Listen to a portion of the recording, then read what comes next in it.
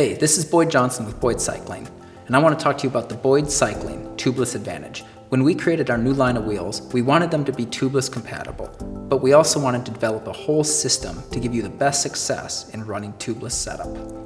When we were designing around a tubeless tire, we wanted to make sure we got the rim bed correct. On traditional carbon rims, you have sort of a U-shaped rim bed on there. Now when a tubeless tire inflates, it wants to do two things. It wants to expand outward due to air volume, and the bead also wants to compress on itself. So when you take that U-shaped rim bed and you inflate the bead, it's moving outward, but the bead is also uncompressing itself. This can lead to a system where the bead pops off the rim or burps due to it falling down into the center of the rim bed. With our rim, we have a center channel, and then when the bead pops out of the center channel, it's actually angled downward.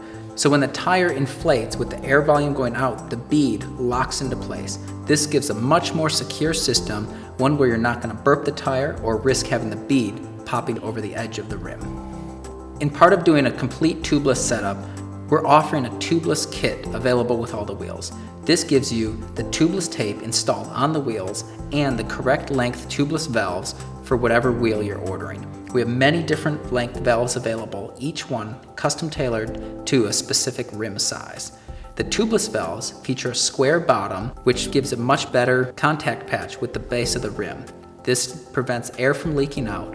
We also have rubber that extends down the shaft of the valve, so you're pressing rubber through the hole, not relying on the rubber only on the top. In part of our dedication to creating the perfect tubeless system, we went so far as to even create a custom valve for the tubeless stems. All the tubeless stems out there have a round valve, and you need to get that very tight in order to create an airtight system. You can tighten it by hand, and more importantly, if you're out riding and you get a flat, you can loosen it by hand.